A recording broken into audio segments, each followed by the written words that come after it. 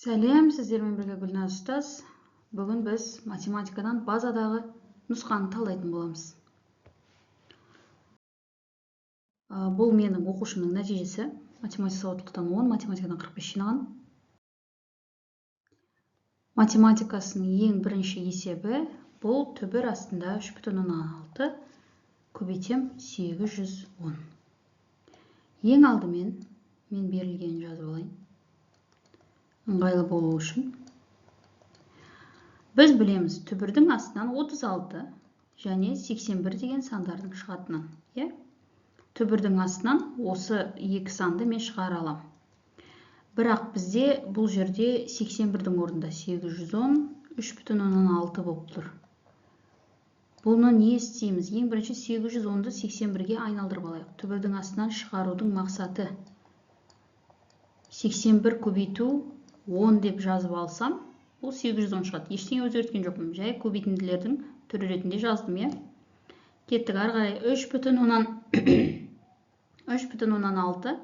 Біз мына 10 мен мына 3,6-ны көбейтетін болсақ, бізде 36 шығады. 81, яғни 6, 9, 54. Екінші есеп бізде модульдің ішінен шығару керек, өрнектің мәнін тап дейді. Бұл жерде сіздерде берілген мынау ішкі модульда, мынау сыртқы негізгі модуль. Бұл жерде жазылып тұрған жерде жақсы көрсетілген, жай компьютермен жазған кезде дұрыс жазылмаған.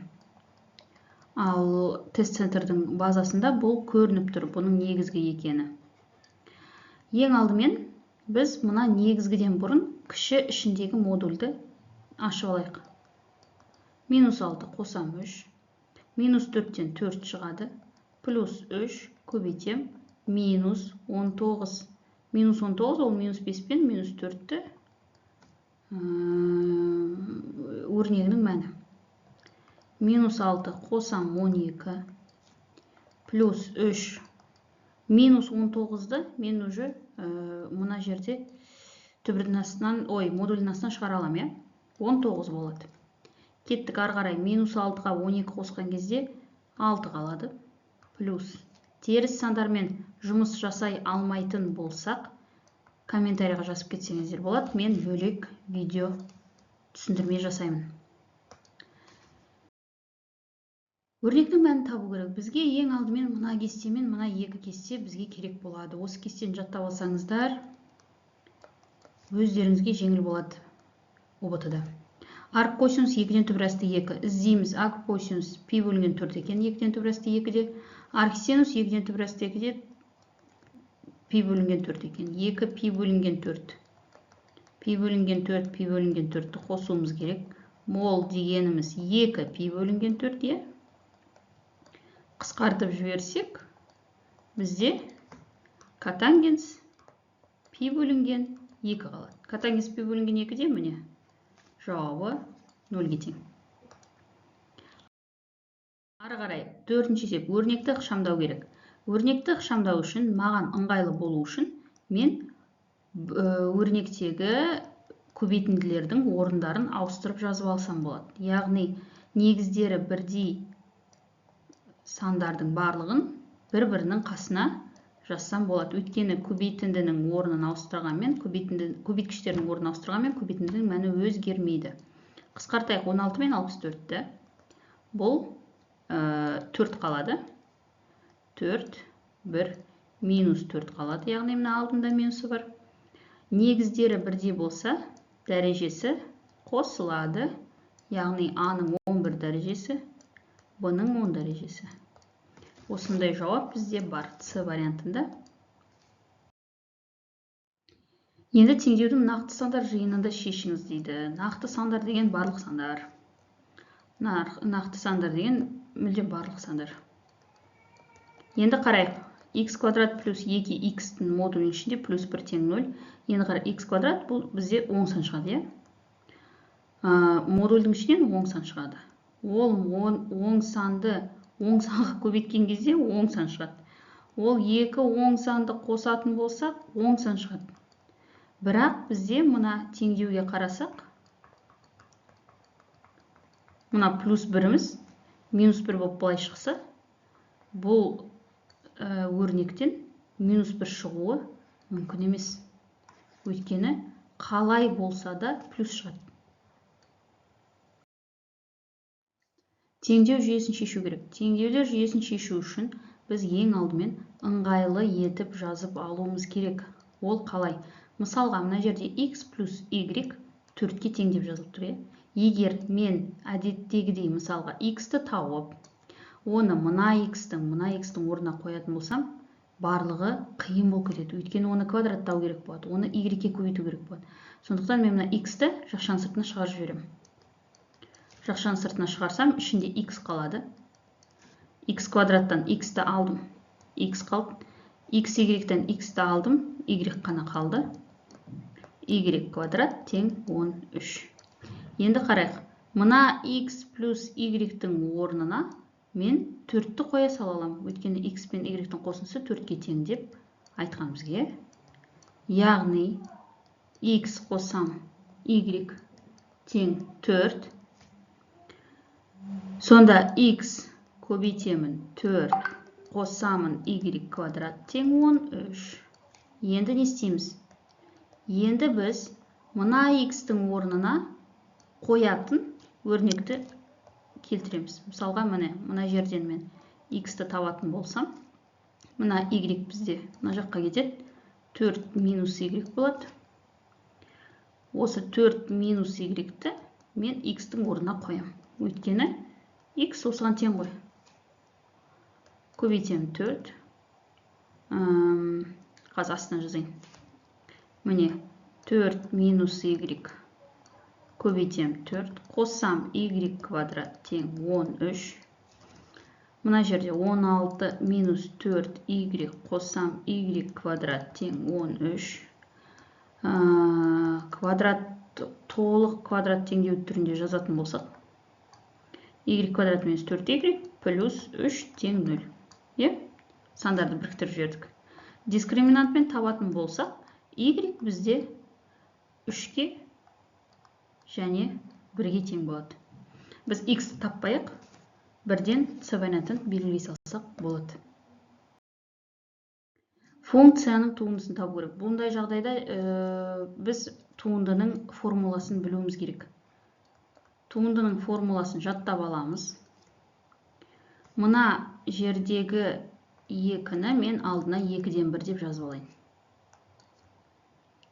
Түбір астында x квадрат плюс 4. Осының туындысын табатын болсақ, сан қалады. Түбір астында мына формула арқылы мен формула арқылы туынды табатын болсам, 1 бөлінген 2 түбір астында 2x квадрат плюс 4. Бізде функция күрделі, өйткені түбір астында жалғыз айнымалы емес, түбір астында целая вселенная. Міне 2x квадрат плюс 4. Не істейміз? 2x квадрат плюс 4-тен де қосымша туынды аламыз. Сонда мына екеуін бір-біріне көбейтсек 4, түбір астында 2x квадрат плюс 4 шығады. Алымында мына туынды көбейтіледі. Барлығы бір-біріне көбейтілген кезде мынаның туындысы бізде 2 алдына түседі. 4x, 1 дәрежесін жазбай қойға болады. Плюс 4-тің туындысы 0.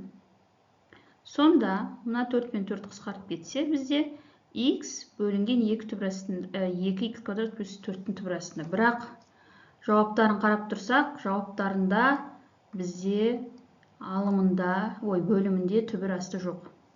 Яғни біз не істейміз? Біз алымында бөліміне көбейтіп жібереміз. Неліктен көбейтіп жатырмын? Өйткені мен түбір астынан құтылуым керек. Екеуін көбейтсем көбейтсем, мына жерге жазайын жалғасын. Көбейтсем, мына түбірлер жойылып кетеді де, бөлімінде 2x квадрат плюс 4 өзі қалады. Алымында x көбейтілген, түбір астында 2x квадрат плюс 4 қалады. Сонда жауап А болады. 8-ші есеп. Тік цилиндрдің жазықтық пен қимасы қандай фигура бола алмайтынын табыңыз. Тік төртбұрыш бола алады. Бірінші А вариантында тұр. Квадрат бола алады, егер біздің тік төртбұрышымыздың қабырғалары тең болса бір-біріне, ол бір кішкентай бір квадраттан жасалған цилиндр бола алады. Дөңгелек бола алады, міне тұрғыда. Трапеция бола алмайды, өйткені цилиндр бізде тік төртбұрыштың өзінің қабырғасымен айналғандағы фигура. Трапеция бола алмайды, жауабы да. Мына теңсіздіктің ең үлкен бүтін түбірін табу керек. Ең алдымен бұл теңсіздікті шешейік. Біз сандардың барлығын оң жаққа, ал x-тардың барлығын сол жаққа шығарайық. Бер жақта x қалды. Қосамын 0,25x, яғни минус 0,25 плюс 0,25-ке айналды. 525 минус 325. Енді не істеймін? Мына x-тің алдында бір тұрғанын білем. Сонда екеуі қосылса 1,125 x кіші немесе тең 2-ден деген шығады. X кіші немесе тең 1,6-дан. 1,6 қайдан шықты десеңіздер, 1,125 x-ға көбейтіліп тұр. Ол мына жаққа бөлу болып келеді. 2-ні 1,25-ке бөлген кезде 1,6 шығады. Енді қарайық, 1,6 осыдан кіші керек бізге, өйткені кіші немесе тең деп тұр. Енді біз не істейміз? Осыған ең үлкен бүтін мәні, ең үлкен бүтін түбірі, ең жақыны бізде бүтін саны ол 1, әрине. 0 емес, өйткені 0 ол 1-ден кіші. А бізге ең үлкен керек. 3 емес, 3 мына жақта қалып кетті. 2 емес, ол да мына жақта қалып кетті. 2, 3-тер. Сондықтан бізде жауап 1. Енді теңдеуді шешу үшін бұл жерде біз жақшаны ашамыз. Жақшаны ашу үшін жақшаның сыртындағы сан жақшаның ішіндегі барлық мүшеге көбейтіледі. 3-ті 5x-ға көбейтсек 15x. Екінші мүшеге көбейтіледі. 3-ті минус 3-ке көбейтсек минус 9. Мына 2-де көбейтіледі. 6 минус 4x. Мұнау да көбейтіледі. Әрбір мүшесіне көбейтіп жатырмыз. Минус 5 плюс 15x. Неге плюс? Өйткені минус 5 пен минус 3x-ті бір-біріне көбейткен кезде плюс болады. Минус пен минус плюс береді. Енді x-тардың барлығын бір жағына жинайық. 15x бер жақта. Ар жақтан минус 4x плюс 4x болып келеді. Плюс 15x минус 15x болып келеді. Сонда мына x-тар қысқарып кетеді, 4x қалады. Мына жерде 6 азайту 5, қосу 9 қалды. Сонда 4x тең 10-ға.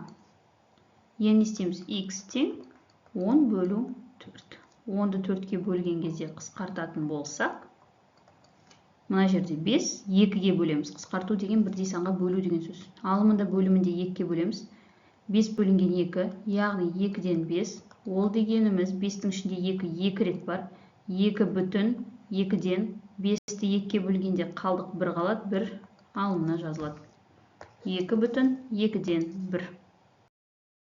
Түсіндірген ұнаса, лайк басып, комментарий жазып кетсеңіздер болады. Тіркелуді ұмытпайық. Жалғасын ертең салатын боламын. Сау саламатта болыңыздар.